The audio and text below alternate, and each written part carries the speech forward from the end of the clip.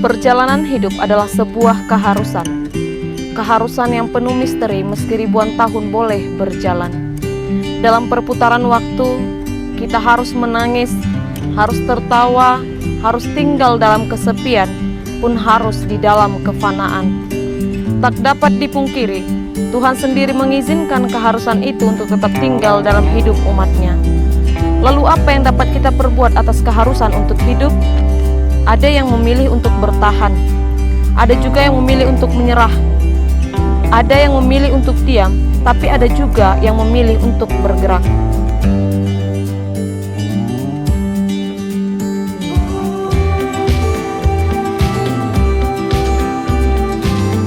Gading Simamora merupakan salah seorang pendeta yang hidup dalam keharusan tersebut. Lika-liku pun hadir bahkan kepada hambanya. Bukankah sangat menarik jika kita tahu bagaimana hambanya melalui lika-liku kehidupan tersebut?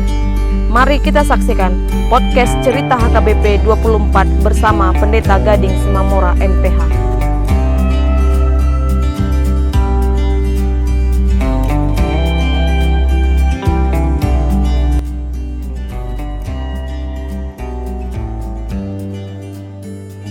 Nah teman-teman, bersama-sama dengan kita pada saat ini sudah hadir Amang Preses Pendeta Gading Simamora. Selamat datang Amang.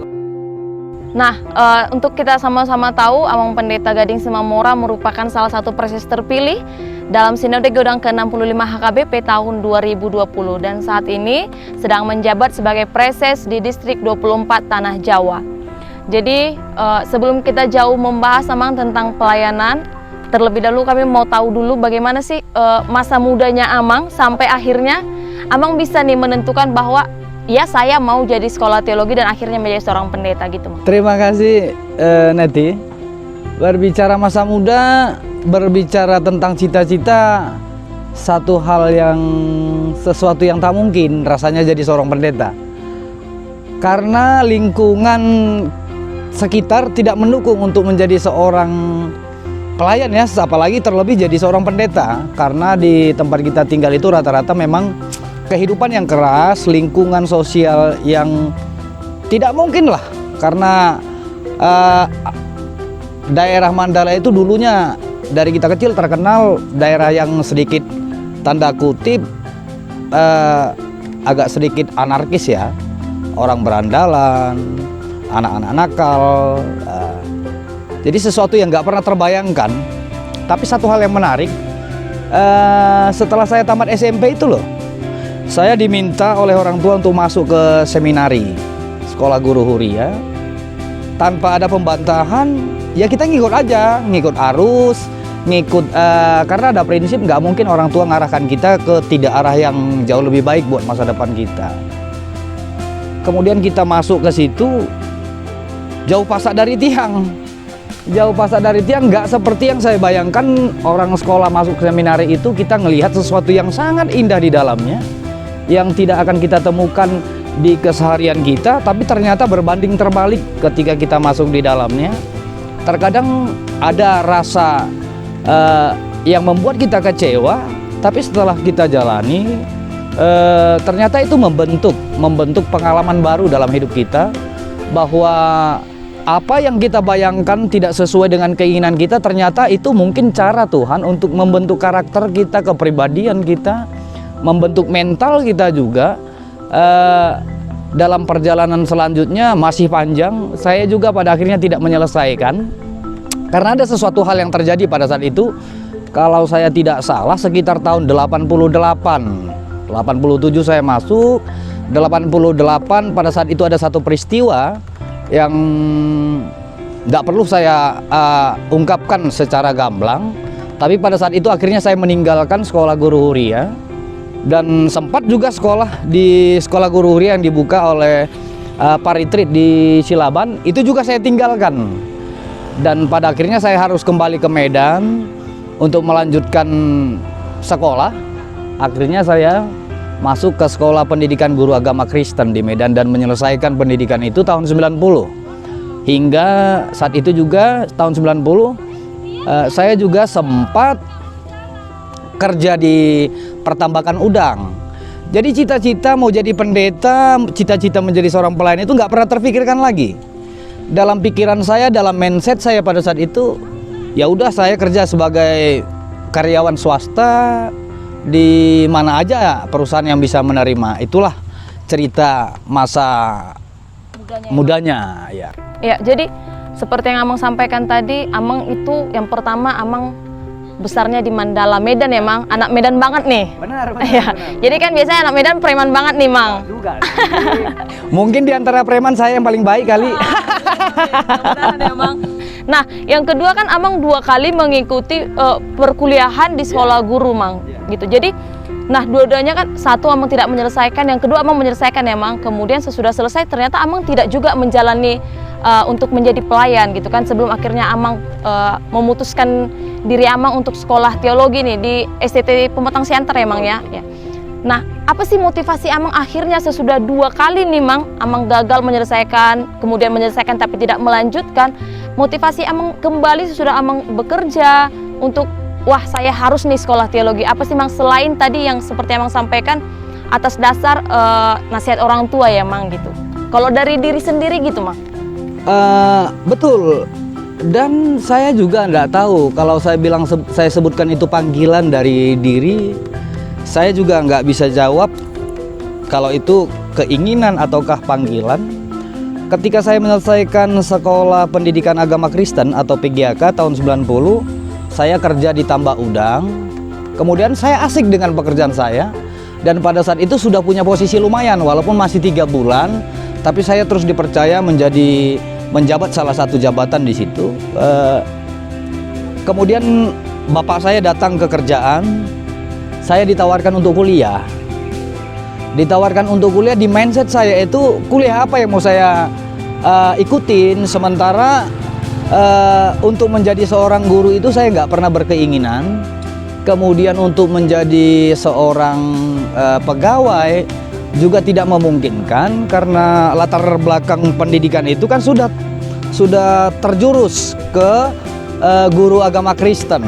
Nah, akhirnya tanpa sadar saya bilang sama bapak waktu itu, ya udah kalau memang bapak serius untuk saya melanjut kuliah, ya udah saya sekolah pendeta aja. Itu spontan dari mulut saya bilang saya masuk sekolah pendeta aja. Nggak tahu bayangan STT itu seperti apa, membayangkan sekolah pendeta itu seperti apa. Saya nggak pernah berpikir membayangkan di pikiran saya seperti apa itu. Tapi entah kenapa pada saat itu orang tua saya kaget juga. Terus bapak itu bilang, emangnya kamu sanggup? Saya bilang, nggak ada sesuatu yang nggak sanggup sebelum diuji. Akhirnya bapak bilang, ya sudah cobalah, kamu cobalah.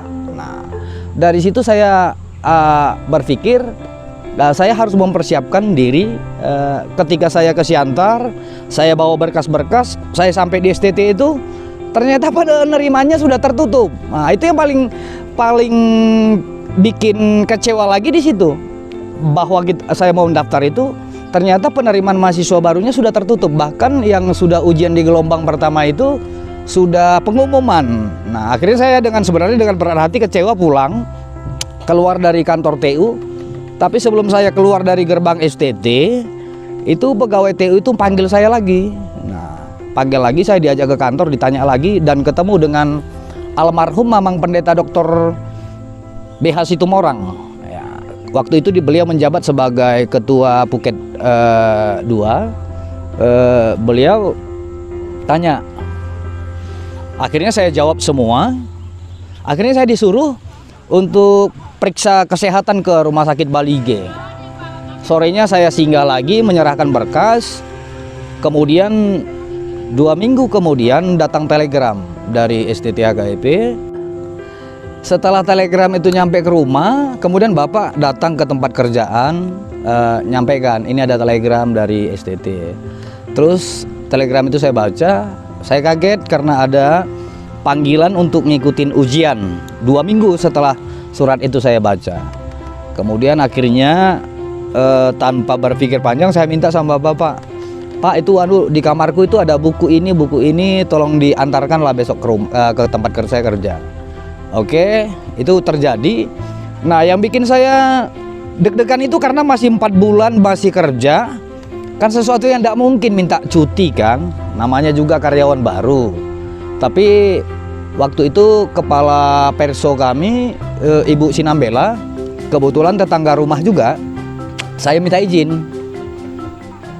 Tan, aku izin dulu lah, cuti seminggu. Mau kemana?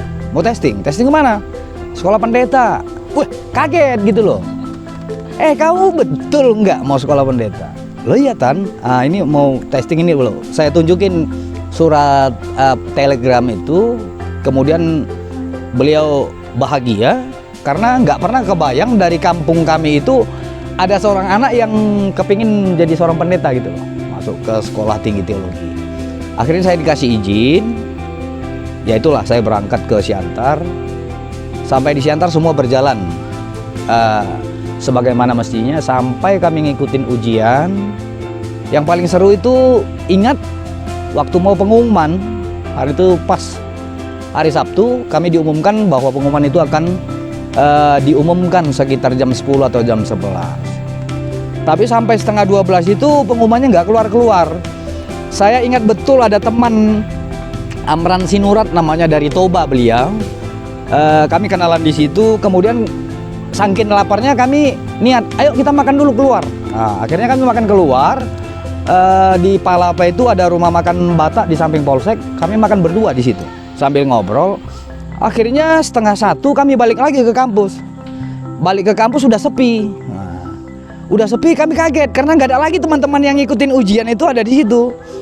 Terus ada di kampus itu ada kayak tempat-tempat berlindung, tempat duduk-duduk santai di depan kantor senat itu. Kita tanyalah di situ kepada salah satu dosen waktu itu, kalau saya nggak salah ingat itu Pak PH Nenggolan. Beberapa dengan mahasiswa kami tanya, Amang, pengumuman yang baru terima mau masuk itu di mana? Beliau agak sedikit marah bilang, kalian dari mana? Kami kasih tahu alasannya kenapa. Terus ditanya, nama kamu siapa? Oh, Gading Cimamora. Kamu siapa? Amran Sinurat. Udah kalian kalah katanya gitu lah. Alah, di situ kita kesel banget gitu loh. Kita belum ditunjukin kita lulus atau tidak, tiba-tiba dibilangin kita kalah kan.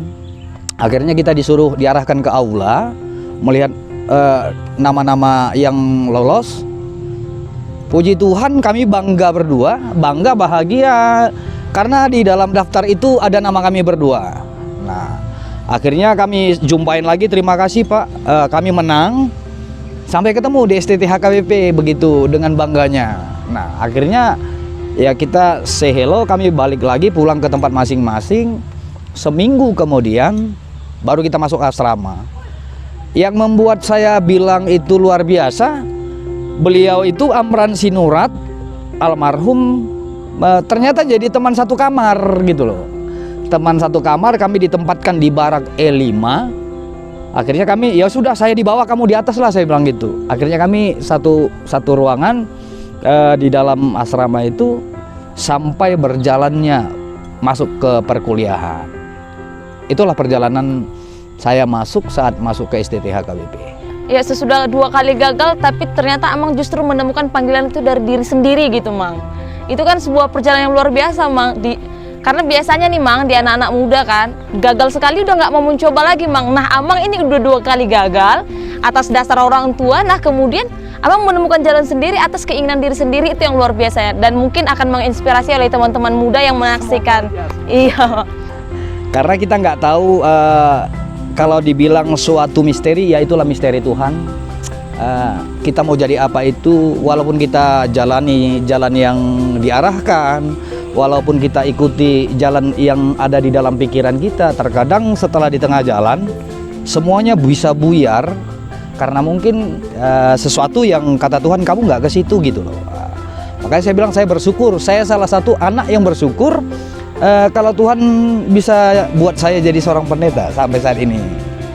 Ya itulah. Iya.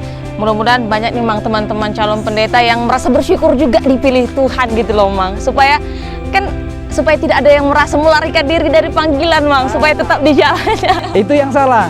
Jadi jangan dianggap loh masuk ke sekolah pendeta itu atau ke STT itu sebuah pelarian.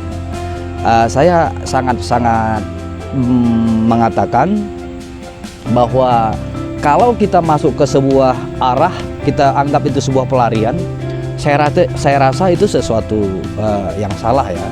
Karena apa? Seperti saya bilang tadi, hidup ini adalah misteri, kita nggak tahu apa rencana Tuhan. Ya, dari panjangnya perjalanan yang Amang ceritakan tadi, Mang, kalau boleh tahu tahun berapa sih Amang memutuskan untuk masuk ke STT HKBP, Mang? Ya, saya masuk STT itu tahun 90. Dan kami menyelesaikan perkuliahan tahun 95. Tahun 96 itu saya diminta oleh Amang Pendeta Purba, Pardomuan Purba, waktu beliau sebagai guru huria di Medan. Kita sudah kenal, orang tua sudah kenal. Terus beliau tahu saya di STT. Ketika saya sudah selesai kuliah, beliau minta saya untuk kalau istilah sekarang magang lah ya. Tapi pada saat itu nggak ada istilah magang. Tapi saya diminta untuk praktek di HKBP Simanung Kalit Parjolo. Itu Resort Sipolon 1. Akhirnya saya diberikan surat penugasan SP dari Preses. Waktu itu Amang Pendeta BM Sipahutar sebagai Preses Distrik 2 Silindom. Nah, semasa praktek pertama itu kaget juga sih melihat pelayanan. Saya ngebayangin tempat pelayanan saya itu di tengah yang desanya kecil, sepi. Terus seolah-olah bayangan saya itu nggak ada kehidupan. Salah satu desa terpencil di Simanung Kalit Parjolo itu gerejanya tersendiri dan agak sedikit jauh dari perumahan perkampungan. Terus di sekitar gereja itu sawah semua. Jadi kalau udah malam saya sering ketakutan kalau sebenarnya di situ karena nggak ada orang yang lintas lalu lalang. Apalagi kalau kita hanya dengar suara derap kaki aja jalan tengah malam itu kan kadang buat jantungan, apalagi terlebih di daerah yang nggak pernah kita tempati tinggal. Jadi itu membuat pengalaman yang baru, membuat pengalaman yang menarik. Nah, 97 sekitar 6-7 bulan saya praktek di situ, saya diminta dari kantor pusat untuk pindah lagi praktek kedua ke HKBP Banyuwangi, ke Jawa Timur. Saya bingung, Jawa Timur, emang ada gereja di situ, saya pikir kan. Soalnya daerah Jawa ini kan identik bahwa kita itu kan minoritas kan, paling beberapa jemaat lah di situ. Nah, ternyata saya bilang, saya sebagai apa di situ? Dibilang sebagai pelaksana guru huria.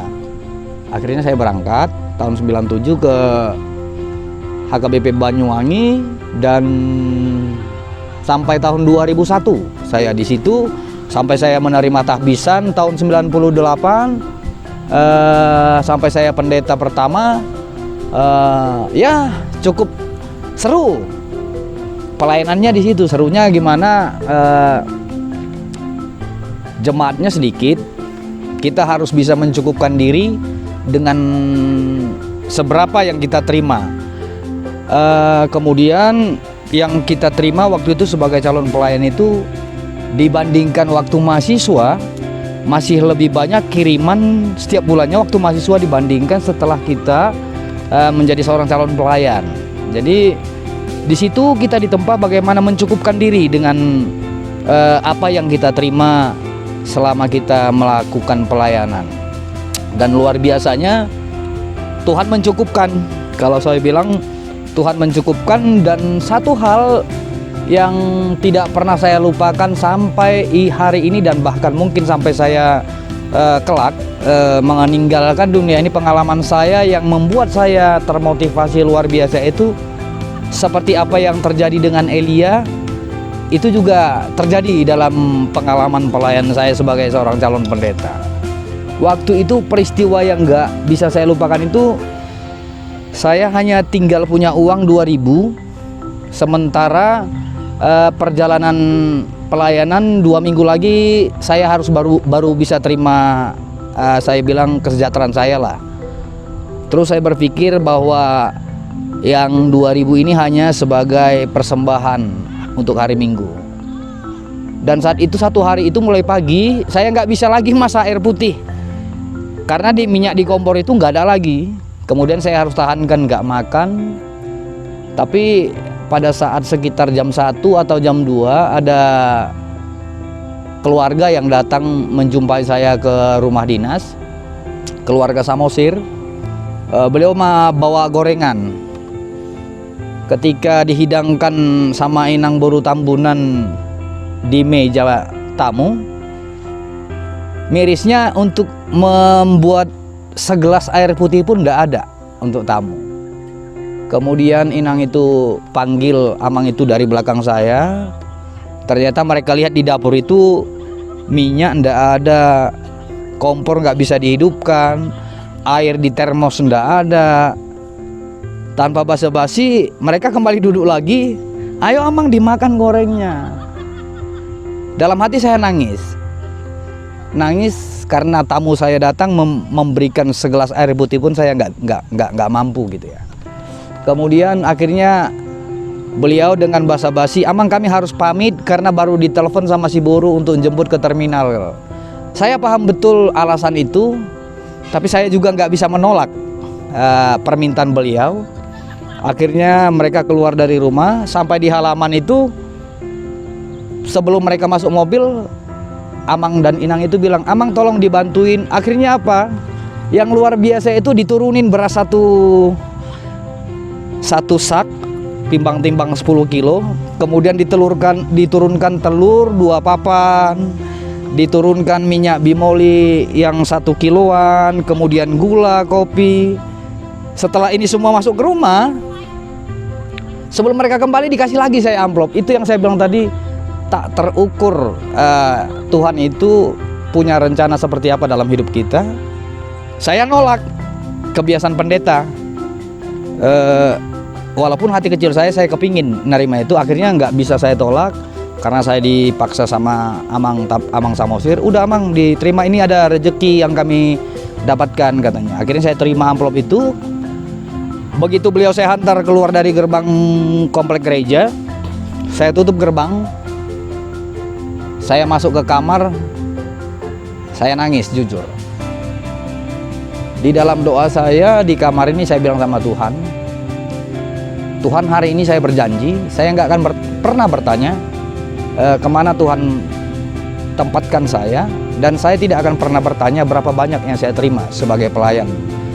Ketika Tuhan sudah berikan saya tempat pelayanan yang baru, dan itulah yang memotivasi saya bahwa sungguh luar biasa bagaimana hidup kita sudah diatur. Dari yang untuk makan 1 hari aja sudah nggak ada, tapi saat itu juga Tuhan jawab dan Tuhan beri lebih dari apa yang saya harapkan. Dan sejak kejadian itu sampai hari ini saya nggak pernah berpikir bertanya mau dipindahkan kemana, dan saya juga nggak pernah minta kemana saya melayani. Dan itu yang saya syukuri sampai hari ini, sehingga saya hanya kepingin di hidup ini adalah sebagai pendeta, saya tidak pernah mau menyenangkan hati manusia, tapi saya hanya mau menyenangkan hati Tuhan dalam pelayanan saya. Ya mungkin sering kadang ada orang yang tidak suka dengan pelayanan kita, tapi satu hal, yang penting kamu tidak mengambil kepentingan untuk dirimu, tapi kamu lakukan itu hanya untuk menyenangkan hati Tuhan. Itu sekilas pengantar pelayanan selama calon pendeta dan tahun-tahun pertama setelah saya jadi pendeta muda ya, sebelum saya dimutasikan ke tempat selanjutnya. Iya, Mang. Nah, tadi kan itu ceritanya Amang ketika Amang masih sebagai katakan calon pelayan, calon pendeta ya, Mang ya. Nah, kemudian pada tahun 97 ya, Mang, Amang ditahbiskan sebagai 98. Artinya sudah 23 tahun, Mang. 23 tahun pelayanan ini. Nah, sama seperti yang selalu nih kami calon-calon pelayan, pelayan-pelayan muda yang selalu kami tanyakan kepada pendeta senior, apa sih suka duka dan tantangan yang Amang rasakan 23 tahun melayani, tidak hanya di kota tapi juga ke desa, tidak hanya jemaat yang banyak, ada juga jemaat yang sedikit gitu. 23 tahun bukan waktu yang singkat dalam sebuah pelayanan, dan mungkin dari sekian banyak pelayan, kalau pelayanan yang saya jalani boleh dibilang masih sedikit tempat di mana saya melayani. Sampai hari ini, sebelum saya sebagai preses, masih 6 gereja yang saya layani selama proses 23 tahun. Artinya cukup lama di tempat satu daerah pelayanan. paling cepat itu saya waktu di Bontang. Saya tahun 97 tadi di bukan 97 tadi di Simanungkalit, 98 ya sebagai calon pelayan, 98 saya terima tahbisan sampai tahun 2001 di HKBP Banyuwangi. 2001 sampai 2005 itu sebagai pelaksana guru huria di HKBP Sukandebi Resort Tiga Lingga. Waktu itu masih dipimpin Amang Pendeta Resort almarhum Pendeta Aram Opusunggu ya. Kemudian itu HKBP Sukandebi itu tahun berikut sudah menjadi huria persiapan resort. Akhirnya saya dilantik sebagai pendeta persiapan resort sampai di tahun ketiga itu kemudian permanen menjadi sebuah resort. Jadi kita siapkan selama 1 tahun, kemudian di tahun berikut dia sudah menjadi resort. Pengalaman di Sukandebi cukup banyak ya. Karena apa? Selama saya merasakan sebagai pendeta di situ, yang saya rasakan dari jemaat itu adalah sentuhan seorang pendeta. Kenapa saya bilang sentuhan seorang pendeta? Karena saya tanya-tanya selama pelayanan di sana, waktu itu mereka melihat pendeta itu hanya saat ada pembaptisan, pemberkatan, naik sidi, artinya hanya pelayanan-pelayanan tertentu. Kadang sekali setahun juga pendeta resort tidak hadir di jemaat itu. Karena apa? Mereka waktu itu Resort Tiga Lingga ada 24 pagaran. Jadi dihitung-hitung memang sekali setahun juga di huria itu juga belum tentu ada pelayanan. Iya. Nah, akhirnya setelah kita mandiri, saya selalu langsung buat roster bahwa setiap minggu itu jadwal pendeta harus menjalani semua pagaran-pagaran, dan itulah yang mereka tidak pernah lupakan. Sehingga sampai ada istilah waktu saya di sana itu Parjabunatalak. Artinya kalau ada sebuah dusun di situ, kalau saya datang ke situ, rumah siapa aja saya masukin, saya bebas makan. Jadi kalau istilah di sana, saya itu pendeta Parjabunatalak katanya gitu ya. Jadi saya merasa kayak punya rumah sendiri. Lebih sering saya nggak pernah masak di rumah, jadi lebih sering saya makan di rumah jemaat. Dan sampai hari ini kalau saya ke sana, kebetulan juga saya mendapatkan istri, juga anak anggota jemaat dari salah seorang sintua saya waktu itu, Inang Baru Manehuruk. Nanti kisah tentang gimana ke situ itu. Cinta lokasinya nanti aja, Bang. Ya, cinloknya nanti aja lah. Tapi saya mau bagi bahwa pengalaman di situ cukup bernas ya. Banyak hal yang berubah dari kehidupan, dari kemudian mereka merasakan bagaimana kesehariannya bisa berbincang dengan pendetanya, bisa berbagi pengalaman. Kemudian Naposo Bulungnya juga seperti itu, dekat dengan kita. Sampai hari ini juga mereka sering komunikasi dan tidak pernah terputus. Kemudian tahun 2005 April itu saya pindah ke Medan sebagai pimpinan jemaat di HKBP Pelikan Resort Wahidin Baru sampai dengan tahun 2010. Selama pelayanan di sana banyak kesan. Kesan pertama itu melihat kondisi gereja. Artinya karena sebuah pagaran atau jemaat pagaran, jemaatnya masih sedikit ya. Kemudian ketika saya pertama diojakkan di situ, kondisi orang berjemaat juga nggak begitu ramai ya. Akhirnya kita masuk di situ 2005, kita mulai sampai pada akhirnya bertumbuh, dan di tahun berikutnya 2006 itu kita persiapkan menjadi persiapan resort. 2007 itu diresmikan, kalau 2007 atau 2008 ya, kalau saya nggak salah ingat antara 2007 dan 2008. Setelah itu menjadi resort, kemudian kita siapkan mereka bahwa mereka harus menjadi jemaat yang dewasa. Artinya dewasa secara finansial, mereka harus sanggup membiayai diri sendiri. Kemudian jemaat pagarannya ada 1, dan pada saat itu kita free, kita bebaskan mereka 5 tahun tidak memberikan secara penuh tanggung jawab mereka sebagai jemaat pagaran. Jadi full itu hanya ditanggung dari jemaat induk atau jemaat sabungan. Dan itu berjalan termasuk dengan kesejahteraan pelayannya. Jadi kalau saya ingat dulu saya tinggal di Sukandebi, terakhir saya terima di situ kesejahteraan saya sekitar 1.700.000. Tahun 2005 saya pindah ke Medan, itu saya terima itu hanya 700. Kita bayangkan dari 1.700.000, tiba-tiba pindah ke Medan itu kita terima kesejahteraan kita itu hanya 700.000 rupiah. Tinggal di kota yang setiap hari harus membutuhi kebutuhan kita belanja kesehariannya, kan sangat berbeda waktu di kampung. Kalau waktu di kampung kita hanya ke pekan itu sekali seminggu, tapi kalau di Medan kan hampir saban hari itu belanja kan. Nah, kemudian di 2006, 2007 disuruh sama istri untuk studi lagi. Nah, ini modal nekat namanya. Modal nekat, nggak ada uang tapi disuruh sekolah kan gitu. Akhirnya kita sepakat, siap, oke siap. Akhirnya kita masuk ke testing ke Unimed, ambil sekolah pasca sarjana jurusan antropologi. Ada 3 orang pendeta HKBP yang masuk ke Unimed. Saya, pendeta Albert Manalu, pendeta Oswin Silalahi. Sambil kuliah, sambil melayani ya.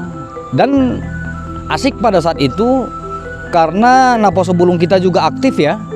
Jadi itu mahasiswa-mahasiswa yang kuliah di Unimed, di USU, kita ajak mereka untuk buka bimbel ya. Jadi dari Naposo Bulung itu ada yang buka bimbel, ada yang buka kursus. Kemudian di gereja itu kita juga minta mereka untuk ngajarin anak-anak sekolah minggu, ekskul ya. Di luar dari hari Minggu itu mereka ngajarin anak-anak itu di gereja itu apakah matematika, sampai mereka kita berdayakan sepenuhnya. Nah, 2008, 2009 yang paling berkesan itu adalah saat mencari rumah untuk tempat tinggal pendeta resort. Nah, itu pergumulan yang paling berat karena kita kan tinggalnya di komplek perumahan yang komplek gerejanya tidak memungkinkan untuk ada rumah pendeta. Akhirnya kita usahakan pengadaan rumah dinas dan puji Tuhan itu tercapai. Sampai saya pindah dari situ, rumah itu nggak saya tempatin. Akhirnya pendeta resort yang baru yang nempatin rumah itu karena sudah dimiliki oleh resort. Nah, 2010 kami menerima tugas baru ke HKBP Bontang. Ini yang paling seru. Jadi sebenarnya pendeta yang saya ganti ini adalah pendeta yang masih 13 bulan melayani di situ. Tapi selama 13 bulan beliau melayani di Bontang, beliau bercerita bahwa di Bontang itu cukup pelik, ada masalah di tengah-tengah gereja. Yang luar biasanya setiap paling tidak sekali sebulan beliau itu nanya terus, "Bang, ada masalahnya begini." Itu waktu itu pendetanya itu pendeta Samsir Deli Sinaga. Beliau selalu bertanya masalahnya ini, saya kasih solusi sama beliau.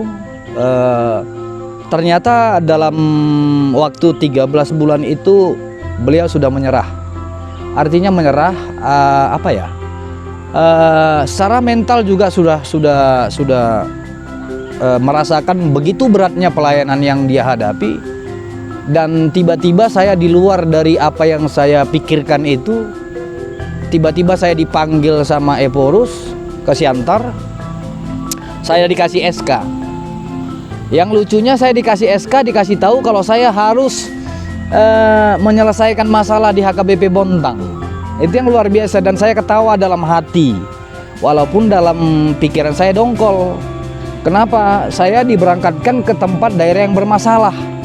Padahal yang sebelum-sebelumnya saya juga sudah menghadapi pelayanan-pelayanan yang walaupun bermasalah tapi tidak begitu bermasalah karena tidak berkonflik sesama jemaat. Tapi di Bontang itu luar biasa.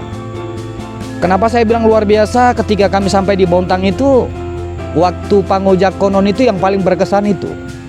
Ketika Mang Preses Pendeta Pasunenggolan berkhotbah, tiba-tiba ada suara dari tempat duduk jemaat itu mengatakan bahwa saya itu supaya cepat juga pindah gitu loh. Jadi masih penyambutan udah deg-degan aja gitu ya, Mak? Belum saya diojakkan, tapi saya sudah mendapatkan sesuatu yang luar biasa tantangannya gitu. Akhirnya Inang bilang, bisikan ke saya nggak mau ngomong, kata Inang. Sampai begitunya lah. Akhirnya ketika kami diminta ke depan untuk memberikan kata sambutan, saya tidak banyak menyampaikan perkataan, hanya satu. Tak ada gading yang tak retak kecuali Pendeta Gading Simamora. Ya, tenang dulu dong. Tak ada gading yang tak retak Kecuali ya. proses. Oke. Ya, sih sambil minum loh, sambil minum ya. Nah, Santai aja iya, ya. iya, iya, Sambil iya. Abang Pres ngomong, Oke, boleh kok minum. ya. Jadi ya itulah.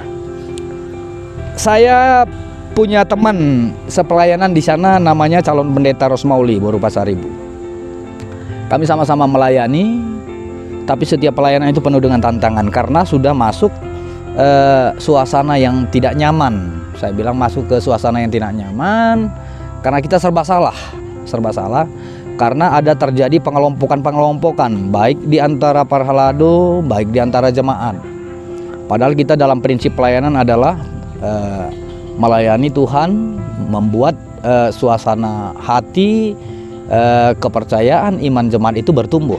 Nah, itu tetap kita upayakan. Akhirnya saya mendirikan sebuah punguan kor yang namanya waktu itu saya berikan namanya Paduan Suara Letare. Ya. Jadi Paduan Suara Letare ini adalah kumpulan dari ibu-ibu yang keluar dari punguan Ina, kemudian bapak-bapaknya juga yang keluar dari punguan Ama. Mungkin bagi saya ada sesuatu hal yang tidak nyaman bagi mereka. Kemudian mereka datang minta supaya mereka dibentuk menjadi sebuah paduan suara. Akhirnya saya kumpulkan, kebetulan mereka ini adalah pasangan suami istri semua. Akhirnya kita bentuklah paduan suara ini dan secara resmi kita umumkan bahwa telah terbentuk sebuah paduan suara Letare. Jadi yang luar biasa yang saya lihat dari mereka ini adalah mereka yang sungguh-sungguh jemaat yang memberikan perhatian, membantu para pelayannya, mendukung pelayan, bagaimana pelayanan di gereja itu sungguh-sungguh dapat mereka rasakan. Nah, sampai pada akhirnya kita selama lebih kurang 3,5 tahun ya. Dan saat itu memang sebenarnya ketika masalah itu sudah semakin reda, sudah mulai nyaman, saya diminta untuk pindah sama pimpinan. Tapi saat itu karena HKBP Bontang akan 25 tahun berpesta perak, akhirnya setelah saya mendirikan panitia pesta perak 25 tahun, saya sampaikan. Tapi mereka bilang kalau Amang pindah, mending nggak usah dibuat perayaan ini. Akhirnya saya dengan berhati meluluskan permintaan mereka dan saya minta sama pimpinan waktu itu nggak usah dipindahkan dan saya tetap di HKBP Bontang untuk melanjutkan pelayanan. Akhirnya pimpinan waktu itu menyetujui. Kemudian saya sampaikan alasan saya, pimpinan Eporus waktu itu menerima alasan saya. Akhirnya terbentuklah panitia ini. Dan yang paling enak itu saya rasakan pengalaman pertama itu ketika saya memilih calon pimpinan yang kalah. Ini HKBP ya. Ketika saya memilih calon pimpinan yang kalah, saat itu saya bagian dari salah satu peserta Sinode Godang. Kemudian kita kalah memimpin calon pimpinan kita. Saya sudah punya pikiran siap-siap untuk pindah. Itu bukan hal yang aneh bagi saya. Tapi waktu itu saya masih melayani lebih kurang 2,5 tahun di HKBP Bontang. Pada saat perayaan pesta perak 25 tahun, satu kesan yang paling luar biasa itu adalah ketika saya dibilang akan dimutasikan, padahal pestanya belum dimulai. Saya bilang sama pimpinan yang hadir saat itu, Amang, saya nggak persoalkan masalah saya pindah atau nggak pindah. Kalaupun saya pindah, saya minta SK saya sekarang. Besok kita laksanakan serah terima, saya bilang begitu. Jadi saya tantang balik pimpinan itu. Nah akhirnya Amang Preses waktu itu Midian Kalsirait menengahi. Beliau bilang kepada pimpinan ini bahwa saya ini masih 2,5 tahun di situ. Jadi emang Preses waktu itu minta supaya saya ditambahin waktu pelayanan 1 tahun. Dan saya ingat betul, tanggal saya dimintakan pindah itu ke tahun berikutnya memang persis pas 1 tahun, nggak ada yang kurang 1 hari pun. Dan akhirnya semua berjalan dengan baik, dan para jemaat waktu itu penuh sukacita waktu melaksanakan perayaan 25 tahun Pesta Perak HKBP Bontang. Semua pendeta, calon pendeta juga hadir di situ, saya undang, dan mereka juga merasakan sukacita. Ya, saya bilang sukacita mereka, kita persiapkan semuanya, transportasinya, kemudian sebagai tali asih kita siapkan semua sampai tahun 2010 sampai 2013. 2013 akhirnya saya harus meninggalkan HKBP Bontang. Pada saat itu 2013 sedang berjalannya proses pemilihan ketua rapat pendeta. Saya ingat betul pada saat itu terpilih emang pendeta Dr. Darwin Lumban Tobing sebagai ketua rapat pendeta HKBP. Setelah selesai rapat pendeta, saya kembali dari Sumatera ke Kalimantan. Tiba-tiba malam sekitar jam 7 malam itu saya ditelepon sama beliau, Amang Dr. Darwin. Saya kaget luar biasa sebagai pendeta, dan itu nggak pernah saya bayangkan, Neti, karena saat itu beliau minta saya untuk bersedia menjadi sekretaris rapat pendeta.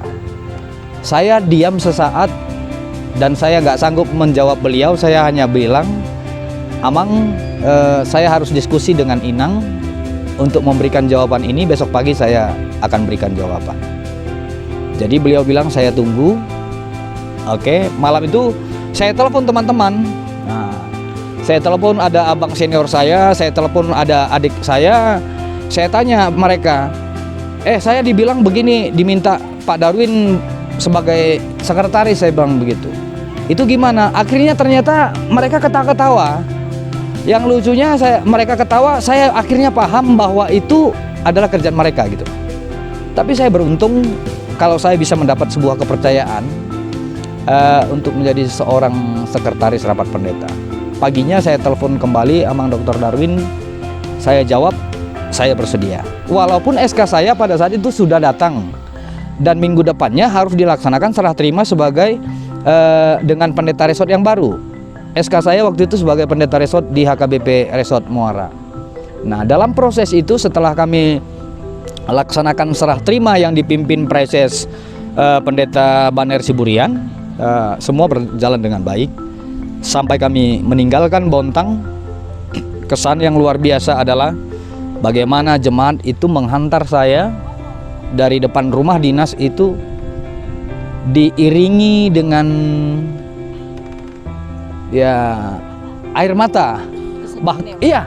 Bahkan koster, ada keluarga Sinaga koster kita, sampai Inang itu bilang saya nggak pernah bertemu dengan seorang pendeta yang seperti Amang. Kesan yang luar biasa itu membuat saya terperangah sebagai seorang pendeta, karena hubungan kami dengan keluarga Amang Sinaga ini, Inang Boru Simbolon, kebetulan beliau bekerja sebagai koster. Saya hanya sampaikan kepada beliau bahwa kami ini sama-sama pelayan. Saya bilang saya melayani jemaat, Amang Inang melayani gereja kita melalui kebersihan di kompleks gereja ini. Dan sampai kami mengakhiri pelayanan itu, mereka menganggap kami ini luar biasa. Dan kami juga menganggap keluarga koster ini sebagai keluarga sendiri. Dan ketika kita meninggalkan rumah itu, Inang Boru Simbolon yang paling sedih. Bahkan kebetulan Inang ini yang besar ya, besar. Saya orangnya kecil, dipeluk, kayaknya saya tenggelam waktu itu ya, gitu loh. Nah, ini yang luar biasa saya anggap pelukan seorang ibu kepada kami seperti keberatan memberangkatkan anak. Dan itu harus kami lakukan karena harus melanjutkan pelayanan. Kemudian kami berangkat ke Sumatera. Sebelum diojakkan ke Muara, saya mendapatkan berita bahwa kemungkinan saya tidak ditandatangani SK-nya. Nah ini begitu, kalau kita di HKBP ini jangan cengeng-cengeng. Kalaupun kita nggak ditandatangani SK-nya, ya udah jalani aja, karena saya yakin saya nggak ke situ dibilang Tuhan. Walaupun ada yang menginginkan kita menjadi sekretaris, tapi kalau pimpinan tidak mau, itu urusan pimpinan. Dan akhirnya saya bilang, saya dipanggil sama Amang Pendeta Dr. Bonar Napitupulu, Eporus Emeritus, ke rumah beliau. Saya diajak sama beliau untuk datang ke rumah. Beliau kasih tahu. Setelah kami berbincang-bincang, beliau hanya menyampaikan satu kalimat, kalau Tuhan tidak berkehendak kamu menjadi seorang sekretaris, Tuhan butuh kamu menjadi pendeta di HKBP Resort Muara. Itu berkesan sekali dari Amang Eporus Emeritus Pendeta Dr. Bonar Napitupulu. Ketika saya berangkat melayani ke Bontang, saya minta beliau untuk mendoakan saya.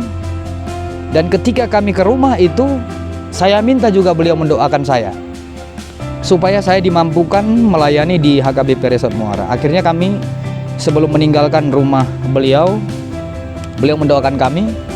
Dan beliau pesankan ke saya, lakukanlah pelayananmu yang terbaik untuk kemuliaan nama Tuhan. Itu saya ingat betul dari seorang pimpinan HKBP, Eporus Emeritus Pendeta Dr. Bonar Napitupulu. Sampai kami melayani di HKBP Muara, semua berjalan dengan baik. Dan di HKBP Muara itu jujur, ini pelayanan yang paling lama, Neti. 7 tahun 3 bulan ya. Jadi sejak 2013 sampai 2021 per Januari ya, 2013 lebih kurang 7 tahun 3 bulan kami melayani di HKBP Resort Muara. Itulah pelayanan yang paling lama. Selama di sana berkesan banget, karena ketika saya mau diojakkan di gereja itu, saya ngelihat, waduh ini gereja seperti apa gitu loh. Nah, kenapa? Ketika saya duduk di tempat duduk pendeta biasanya, yang luar biasa itu Net, kalau tempat duduk yang saya duduk itu, maaf, bau kencing binatang. Jadi jubah, baju tohonan saya itu sampai kecium, semua itu dipenuhi bulu-bulu anjing. Nah, itu kesan saya yang paling luar biasa pertama kali ke gereja itu. Kemudian sapu tangan yang saya letakkan di kursi itu, saya mau menghapus wajah saya, yang kecium itu kencingnya binatang. Nah, akhirnya saya sedikit marah. Ada di situ Inang Pendeta Tiurlina Borumanurung yang melayani di Sabungan. Saya panggil, saya tegur. Akhirnya saya bilang, tolong dibersihkan semua gereja. Saya tidak mau tempat duduk di dalam gereja itu nggak benar, saya bilang itu. Nah, akhirnya beliau laksanakan. Kedua, minggu depannya beliau akhirnya pindah juga. Setelah saya diojakkan, beliau pindah juga ke Medan, ke Tebing Tinggi. Waktu itu ke Tebing Tinggi. Dan saya melayani bersama dengan Pendeta Boru Sigalingging di Sabungan. Dalam 7 tahun itu berjalan dengan baik, tapi yang paling banyak itu adalah membenahi administrasi gereja, karena jujur di bulan pertama saya di situ kondisi keuangan gereja itu minus. Artinya untuk memenuhi tanggung jawab kepelayanan di bulan November dan Desember itu seharusnya gereja itu tidak mampu lagi. Sampai saya bilang kepada bendahara yang saya angkat supaya minjam uang 5 juta. Tapi puji Tuhan, Tuhan tidak biarkan itu terjadi. Ternyata ada yang menyumbangkan pada bulan Desember itu lebih kurang 10 juta untuk gereja. Akhirnya itulah yang kami pergunakan untuk menutupi keminusan selama bulan Desember. Jadi semua tertutupi sampai semua saya benahi dari awal. Di tahun pertama saya melayani di situ, hal yang pertama saya buat adalah membagikan kalender. Kalender ke semua jemaat itu free. Artinya sejak saya di situ, semua jemaat itu harus mendapatkan kalender tiap rumah tangga. Jadi itu dibagi secara gratis dan dibayar oleh Huria.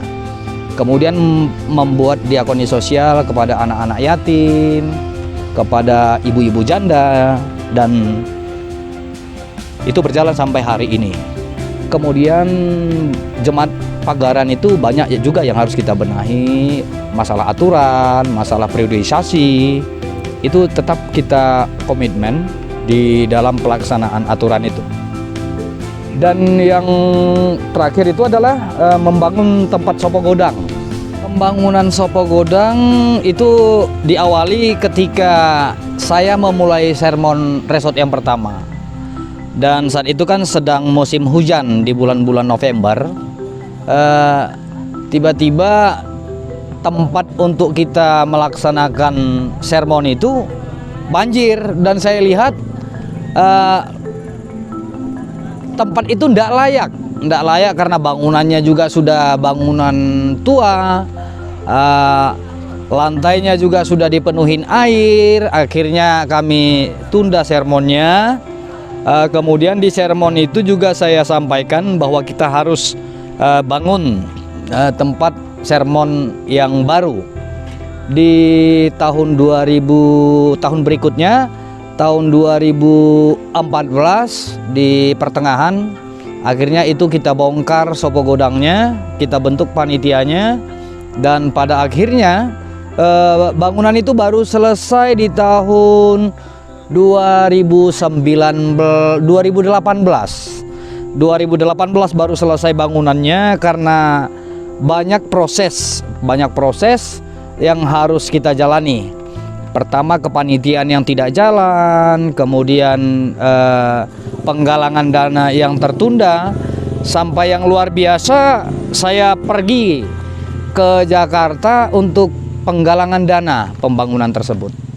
Puji Tuhan, saya bersyukur itu bisa selesai pembangunannya, dan sampai sekarang itu bisa dinikmati oleh seluruh para halados resort. Karena gedung itu kita buat tempat pertemuan punguan perempuan kaum ibu seresot. Jadi mereka itu setiap bulan melaksanakan pertemuan. Setiap bulan mereka perempuan seresot melaksanakan pertemuan. Kadang mereka juga sekali seminggu laksanakan latihan paduan suara. Karena yang luar biasa, komunitas perempuan seresot ini adalah ikut dalam pelayanan pendeta resort. Jadi sekali sebulan mereka itu ikut. Kalau saya pelayanan ke Pagaran, punguan perempuan seresot ini ikut. Mereka memberikan pujian melalui paduan suara. Kemudian mereka selesai acara ibadah, mereka juga memberikan pelatihan menjadi singer, pelatihan apa saja yang berhubungan dengan kegiatan ibu-ibu. Nah, itu terus sampai kami terakhir pelayanan di situ. Perkumpulan perempuan seresot ini tetap eksis. Itu yang luar biasa. Mereka sangat mendukung pelayanan pendeta, pelayanan di resort. Bahkan mereka yang paling luar biasa mengumpulkan penggalangan dana untuk pembangunan itu bisa segera selesai. Nah, inilah yang kita bilang tadi. Ketika kita memberdayakan semua bisa berjalan kok. Walaupun kita tinggal di daerah yang kecil, tapi semangat pelayanan tadi itu kita tanamkan ke setiap orang. Mereka ikut merasa bagian dari pelayanan itu sendiri. Nah, semua kita berdayakan, dan puji Tuhan 12 jemaat yang kita layani di sana, hubungan antara pimpinan jemaat dengan pendeta resort, hubungan dengan jemaat itu luar biasa. Ada satu gereja kecil namanya HKBP Buturaja. Kalau saya melayani di situ dengan Inang, kami tidak pernah pulang itu nggak makan dari jemaat ini. Bahkan yang paling khas itu dari mereka adalah saya selalu dibawakan oleh-oleh Dalini Horbo untuk Inang. Kalau misalkan Inang nggak ikut, nah ini titip Amang buat Inang. Nah, ini yang luar biasa. Dan pengalaman itu membuat kami bersyukur. Saya bilang bersyukur karena di sana kami dapatkan berkat yang luar biasa. Di desa kecil, di tepi danau, di situ kami mendapatkan berkat luar biasa. Karena ini berhubungan dengan keluarga. Disitulah kami terima jawaban Tuhan dari buah pelayanan itu, yang hampir 15 tahun kami menanti kelahiran buah hati. Di tahun ke-15 sejak pernikahan kami, di situ kami baru diberikan seorang anak, Gian Muarasain Hasiolan Simamora, lahir 29 September 29 April 2019. Saya bilang itu sorga yang sudah saya dapatkan, sorga yang saya dapatkan dari sebuah penantian 15 tahun. Cerita itu bisa nanti lagi juga. Iya. Karena itu harus lebih luar biasa saya bilang ya. Kemudian 2020 kami juga dikasih Tuhan seorang putri di 23 Agustus 2020. Dan yang tidak bisa saya berulang-ulang bersyukur kepada Tuhan adalah dari sebuah kemustahilan. Saya bilang sebuah kemustahilan karena bagi saya mungkin itu tidak mungkin, tapi bagi Tuhan itu mungkin. Di Sinode Godang ke-65 saya bisa terpilih sebagai salah satu preses di HKBP. Itu adalah mimpi yang tidak mungkin dalam sebuah cita-cita, tapi itu diwujud nyatakan, dan itulah saya sekarang. Ya, itulah Neti yang bisa saya sampaikan sampai saya saat ini sebagai preses di Distrik 24 Tanah Jawa. Ya, jadi dari tadi kita udah banyak membahas nih, Mang Amang juga udah sharing, ada banyak sekali masa-masa kritis, titik-titik kritis, suka duka dan tantangan Amang selama 23 tahun melayani sebagai seorang pendeta. Tapi yang bisa saya petik, Mang, bahwa ketaatan dan ketulusan Amang ketika melayani akhirnya menjawab bahwa yang awalnya tertolak akhirnya akan dicintai. Dan Amang juga akhirnya 23 tahun membuktikan pernyataan Amang sendiri tadi bahwa tidak ada gading yang tak retak kecuali Amang preses kita, Pendeta Gading Simamora. Nah, selanjutnya Mang, kalau dari tadi kita udah bahas nih tentang tantangan Amang, suka duka Amang sebagai Amang sendiri sebagai seorang pendeta 23 tahun pelayanan. Nah, menurut Amang, apa sih tantangan yang akan kami hadapi nih calon-calon pelayan atau pendeta-pendeta muda saat ini yang akan kami hadapi ke depannya? Dan apa sih harapan Amang untuk kami yang masih muda-muda gitu, Mang? Ya, Neti, bagi saya itu tantangan terberat bagi kalian ke depannya adalah diri sendiri. Kenapa saya bilang diri sendiri? Karena pelayanan kita itu tergantung bagaimana motivasi kita ke depan.